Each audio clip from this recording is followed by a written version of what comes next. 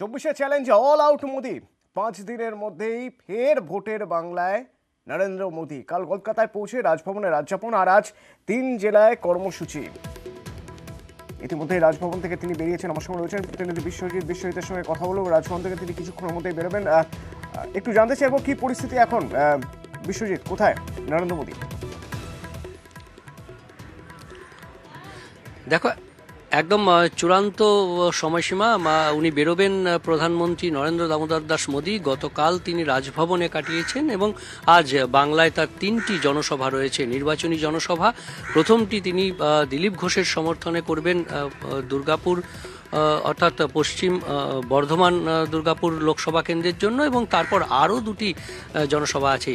আর কিছুক্ষণের মধ্যেই ইতিমধ্যেই চূড়ান্ত প্রস্তুতি নেওয়া হয়েছে। যে কোনো মুহূর্তেই প্রধানমন্ত্রীর কনভয় বেরোবে। প্রধানমন্ত্রীর কনভয় রাজভবন থেকে বেরিয়ে সরাসরি আরসিটিসি হেলিপ্যাডে যাবে এবং সেখান থেকে তিনি উড়ে যাবেন বর্ধমান দুর্গাপুর লোকসভা কেন্দ্রের জনসভায়, এবং তারপর সেখান থেকে কৃষ্ণনগর ও বোলপুর, এই 2টি লোকসভা কেন্দ্রেও আরও 2টি তার জনসভা রয়েছে, এবং দুপুরের মধ্যেই তিনি বাংলা থেকে চলে যাবেন। অর্থাৎ বাংলায় আজ 3টি জনসভা, এবং এই জনসভার অনেক গুরুত্ব রয়েছে। আজ প্রধানমন্ত্রীর জনসভার দিকে অনেকেই তাকিয়ে আছেন, কারণ গতকাল থেকে আমরা দেখেছি রাজভবনকে কেন্দ্র করে রাজ্য রাজনীতি চরম উত্তাল হয়েছে, এবং তৃণমূল কংগ্রেস ও বিজেপির মধ্যে নেতৃত্বদের মধ্যে বাকযুদ্ধ শুরু হয়ে গেছে রাজভবনের ঘটনাকে কেন্দ্র করে, এবং সেই বিষয়ে তিনি কোনো আলোকপাত করেন কিনা, তিনি কোনো মন্তব্য করেন কিনা, সেদিকেই নজর থাকবে সকলের। বাকি নির্বাচনের যে সমস্ত নির্বাচনী প্রচারে অত্যন্ত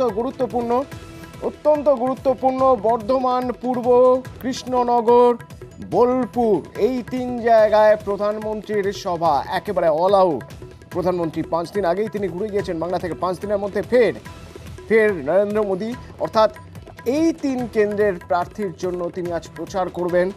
বর্ধমান পূর্ব, বর্ধমান দুর্গাপুরে এবং কৃষ্ণনগরে, তারপরে বোলপুরে 3টি জনসভা। আজ 3 জেলায় কর্মসূচি।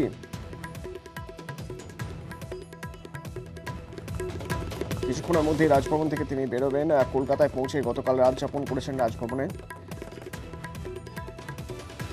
এবং কিছুক্ষণের মধ্যেই রাজভবন থেকে বেরোবেন। নজর থাকবে আমাদের দিনভর আজ নরেন্দ্র মোদী প্রচারে কি বলেন।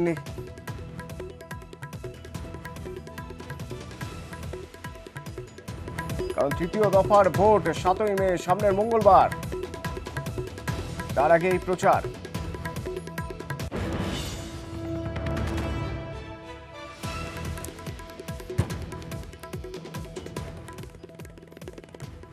প্রচারে ঝড় উঠছে দক্ষিণবঙ্গে। নরেন্দ্র মোদী থেকে মমতা বন্দ্যোপাধ্যায়, দুজনেই কোমর বেঁধে ময়দানে।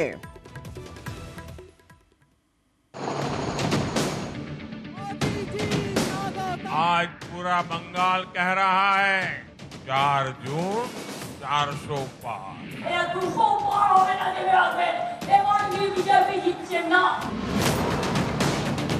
দুদফার ভোট শেষ। উত্তরবঙ্গের 8টির মধ্যে 6টি লোকসভা আসনেই ভোট হয়ে গিয়েছে। বাকি 2টি আসনে ভোট 7ই মে, 3য় দফায়। এই 3য় দফা থেকেই দক্ষিণবঙ্গে ভোট শুরু। তার আগে সব দলই কোমর বেঁধে ময়দানে। হেভিওয়েট নেতাদের একের পর এক সভা। শুক্রবার মোদির 3টি সভা, মমতার 2টি। বর্ধমান দুর্গাপুর কেন্দ্রের অন্তর্গত বর্ধমান শহর, বোলপুরের আমোদপুর এবং কৃষ্ণনগরে সভা করবেন প্রধানমন্ত্রী।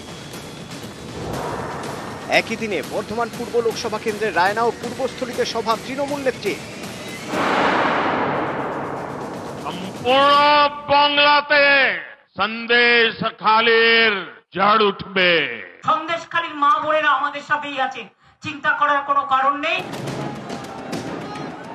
19-এর ভোটে বাংলায় পদ্মের উত্থান, তারপর 21-এর বিধানসভা এবং 23-এর পঞ্চায়েত ভোটে তৃণমূলের সবুজ ঝড়। এবার কি হবে? সিএএ, সন্দেশখালী, দুর্নীতির অভিযোগ, নানা ইস্যুতে ভোটে গরম বাংলা। जो विभाजन के खिलाफ थे उनके लोग नागरिकता नहीं देना चाहते, इसके बारे में झूठी अफवाहें फैलाती है। একটা যে মাছ দেখে মাথাটা হচ্ছে ক্যাব, আর লেলাটা হচ্ছে এনআরসি, আর মাছের পেটিটা হচ্ছে यूनिफॉर्म सिविल कोड।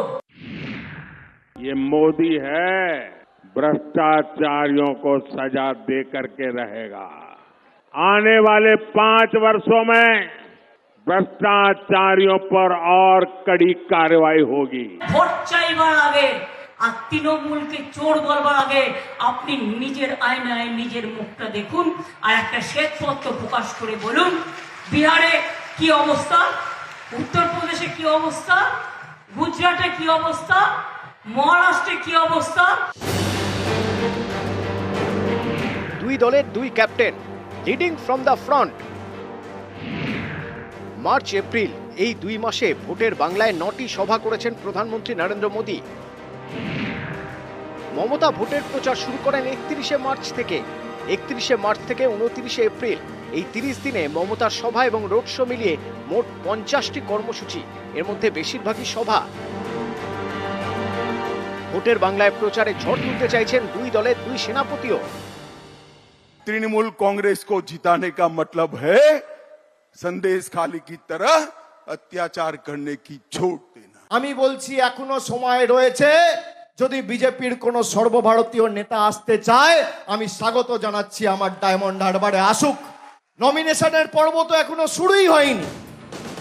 তৃতীয় দফায় মালদায় ভোট। মঙ্গলবার সেই মালদায় মমতার ঠাসা কর্মসূচি। মালদা উত্তরের হরিশ্চন্দ্রপুরে প্রথম সভা, দ্বিতীয় সভা মালদা উত্তরের তাঁতিপাড়ায়, এরপর মালদা দক্ষিণের ইংরেজ বাজারে রোড শো। মঙ্গলবার রোড শো রয়েছে অভিষেকেরও, তিনি রোড শো করবেন ডায়মন্ড হারবারে। মঙ্গলবারই কৃষ্ণনগরে অমিত শাহর সভা। একই দিনে বহরমপুর, বীরভূম এবং আসানসোলে সভা করার কথা যোগী আদিত্যনাথের। কংগ্রেসের প্রিয়াঙ্কা গান্ধীরও মঙ্গলবার সভা রয়েছে মালদার কালিয়াচকে। বুধবার মুর্শিদাবাদের বড়োয়া এবং ফারাক্কায় সভা রয়েছে মমতার। ওই দিনই মালদা উত্তর ও মালদা দক্ষিণ লোকসভা কেন্দ্রের দলীয় প্রার্থীর প্রচারে শামসিতে সভা করবেন অভিষেক। বৃহস্পতিবার তার রোড শো রয়েছে বহরমপুরে। নিউজ 18 বাংলা।